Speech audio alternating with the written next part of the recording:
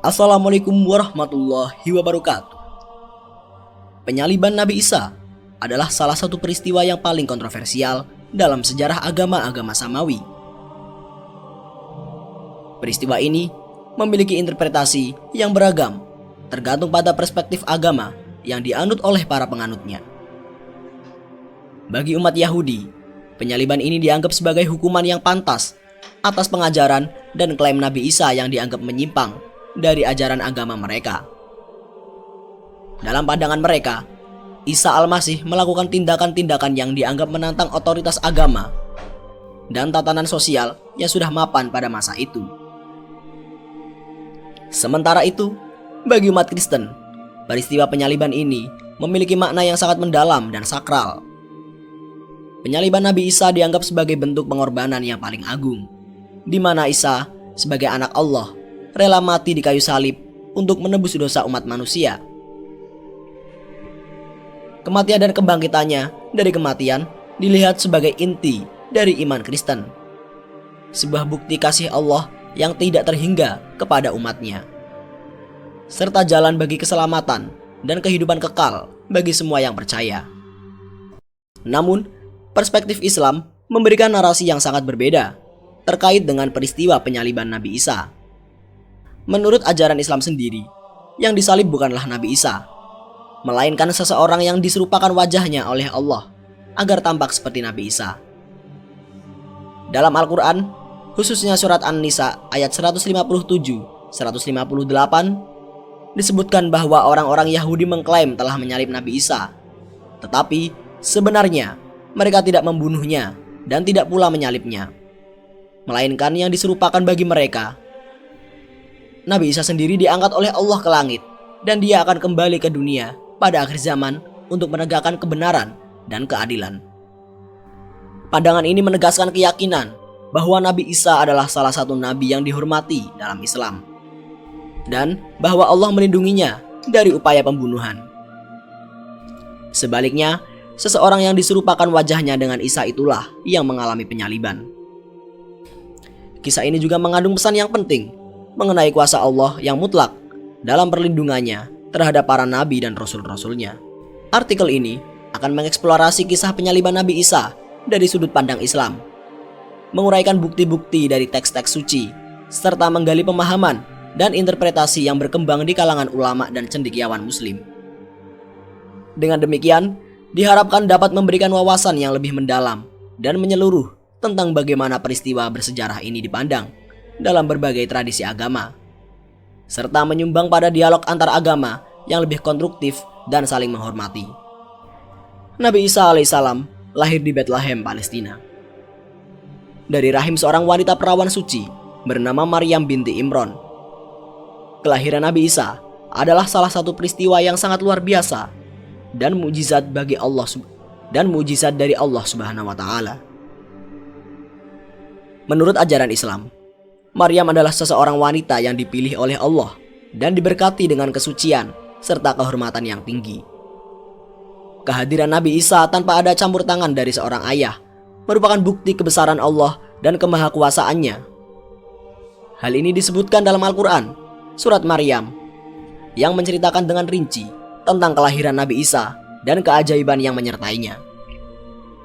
Kisah kelahiran Nabi Isa dimulai ketika malaikat Jibril diutus oleh Allah untuk menyampaikan kabar gembira kepada Maryam bahwa dia akan melahirkan seorang anak laki-laki yang suci dan akan menjadi seorang nabi.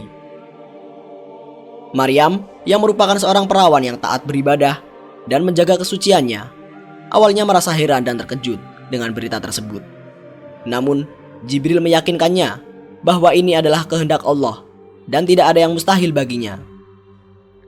Dalam Al-Quran surat Maryam ayat 20-21, Maryam bertanya, "Bagaimana mungkin aku mempunyai anak laki-laki, padahal tidak pernah ada seorang laki-laki pun menyentuhku, dan aku bukan seorang pezina?" Jibril menjawab, "Demikianlah Tuhanmu berfirman, hal itu mudah bagiku, dan agar kami menjadikannya suatu tanda bagi manusia dan sebagai rahmat dari kami. Dan hal itu adalah suatu urusan yang sudah diputuskan." Mukjizat kelahiran Nabi Isa ini seringkali dibandingkan dengan penciptaan Nabi Adam dan Hawa, yang juga merupakan tanda-tanda kekuasaan Allah. Nabi Adam diciptakan tanpa ayah dan ibu, sementara Hawa diciptakan dari tulang rusuk Nabi Adam. Dengan demikian, penciptaan Nabi Isa tanpa seorang ayah adalah bukti lain bahwa Allah dapat menciptakan segala sesuatu sesuai kehendaknya.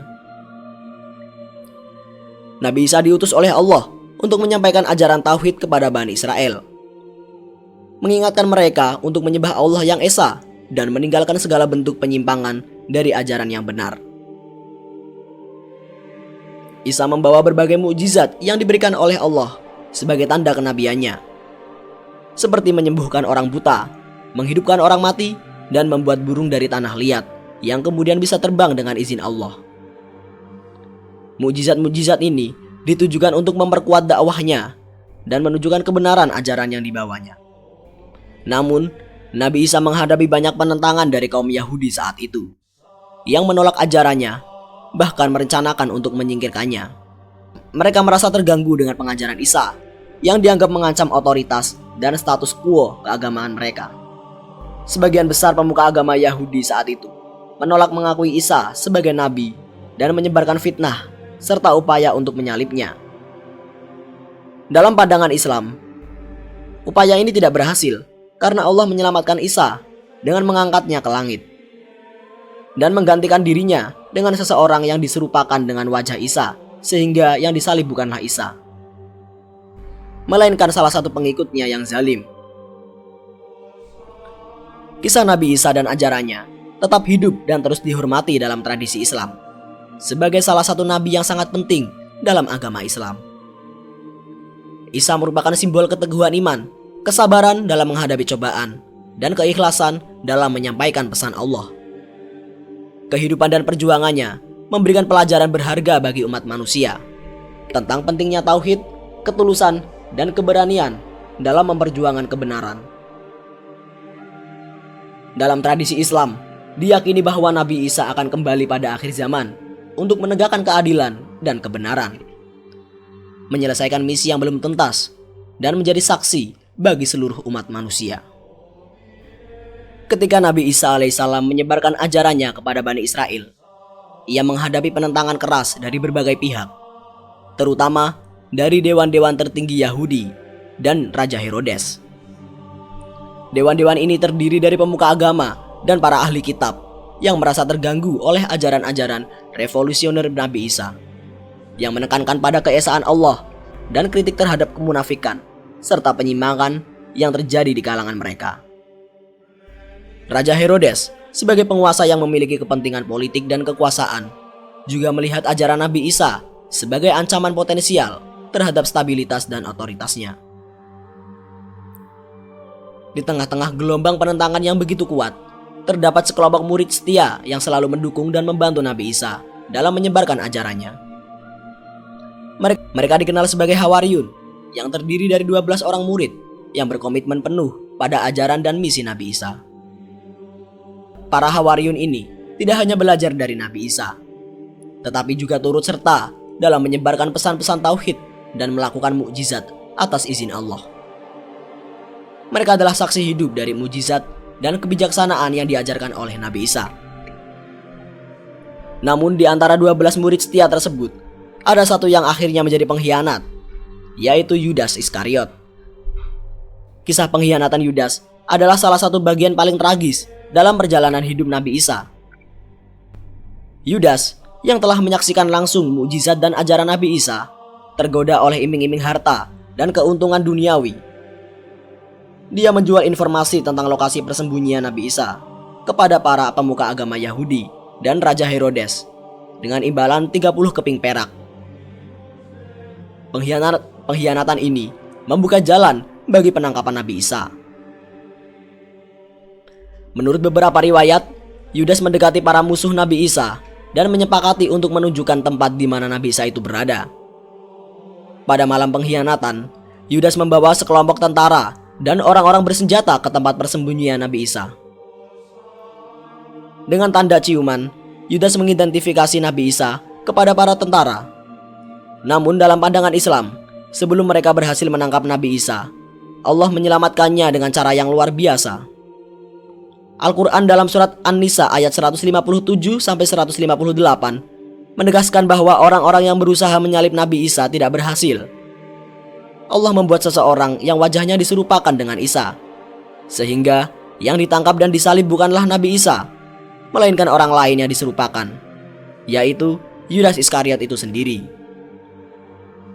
Nabi Isa sendiri diangkat ke langit oleh Allah dan diyakini akan kembali pada akhir zaman untuk melanjutkan misinya dan menegakkan kebenaran serta keadilan. Pengkhianatan Yudas tidak hanya membawa dampak besar bagi Nabi Isa dan murid-muridnya, tetapi juga meninggalkan jejak mendalam dalam sejarah agama. Pengkhianatan ini sering dijadikan simbol dari pengkhianatan tertinggi terhadap seseorang yang telah memberikan kepercayaan dan kasih sayang. Di sisi lain, para Hawariyun yang setia tetap melanjutkan penyebaran ajaran Nabi Isa, meskipun menghadapi resiko besar dan ancaman dari pihak-pihak yang menentang. Kesetiaan mereka menjadi contoh teladan bagi umat manusia tentang arti dari keteguhan iman dan pengorbanan dalam memperjuangkan kebenaran. Dengan demikian, kisah Nabi Isa, para Hawariyun, dan pengkhianat Yudas yang memberikan banyak pelajaran berharga tentang kesetiaan, pengkhianatan, pengorbanan, dan kuasa Allah yang mutlak dalam melindungi hamba-hambanya.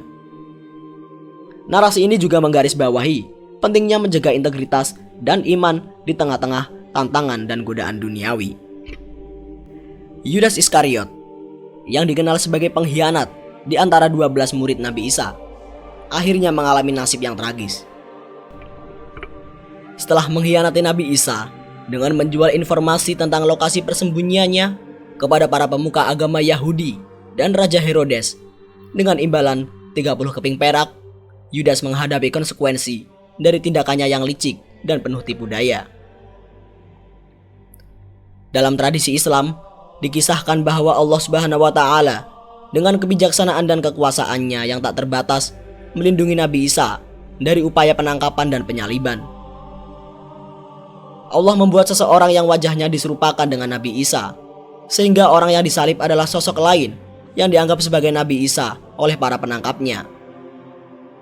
Pandangan ini ditegaskan dalam Al-Quran surat An-Nisa ayat 157 sampai 158 yang menyatakan bahwa mereka yang mengklaim telah menyalib Nabi Isa sebenarnya tidak mengetahui kebenaran, karena mereka tidak membunuhnya dan tidak pula menyalibnya, melainkan seseorang yang diserupakan dengan Nabi Isa, yaitu Yudas Iskariot itu sendiri. Menurut beberapa tafsir dan riwayat, orang yang diserupakan wajahnya dengan Nabi Isa dan kemudian disalib adalah Yudas Iskariot. Setelah mengkhianati Nabi Isa, Yudas dibawa ke puncak bukit Golgota, di mana ia mengalami penderitaan yang luar biasa. Dia disalib dan disiksa hingga meninggal dunia, merasakan akibat dari pengkhianatannya sendiri. Peristiwa ini dianggap sebagai manifestasi dari makar Allah Subhanahu wa Ta'ala, yang merupakan sebaik-baiknya pembuat makar. Rencana jahat Yudas untuk mencelakai Nabi Isa berbalik menimpa dirinya sendiri, menunjukkan bahwa keadilan ilahi selalu menang atas kejahatan manusia. Penyaliban Yudas di puncak bukit Golgota bukan hanya akhir yang tragis bagi seorang pengkhianat, tetapi juga sebuah pelajaran penting tentang bagaimana Allah Subhanahu wa Ta'ala bekerja dengan cara-cara yang tidak terduga untuk melindungi hamba-hambanya yang setia. Kisah ini juga menggambarkan bahwa meskipun manusia dapat merencanakan berbagai tipu daya, pada akhirnya Allah memiliki rencana yang lebih besar dan lebih sempurna. Bagi para pengikut Nabi Isa dan generasi selanjutnya, peristiwa ini memperkuat iman mereka bahwa Allah Subhanahu wa Ta'ala selalu hadir untuk menolong dan melindungi mereka yang berada di jalan kebenaran. Mereka percaya bahwa kesetiaan kepada Allah dan para rasulnya akan selalu mendapatkan pertolongan dan perlindungan ilahi, meskipun menghadapi banyak ancaman dan bahaya. Di sisi lain, nasib tragis Yudas Iskariot juga menjadi peringatan keras bagi siapa saja yang berniat melakukan pengkhianatan atau tindakan jahat. Dengan demikian, cerita tentang Yudas Iskariot dan pengkhianatannya, pada akhirnya kematiannya di puncak bukit Golgota memberikan banyak pelajaran moral dan spiritual. Ini menggarisbawahi pentingnya kejujuran, kesetiaan, dan keteguhan iman dalam menghadapi segala cobaan.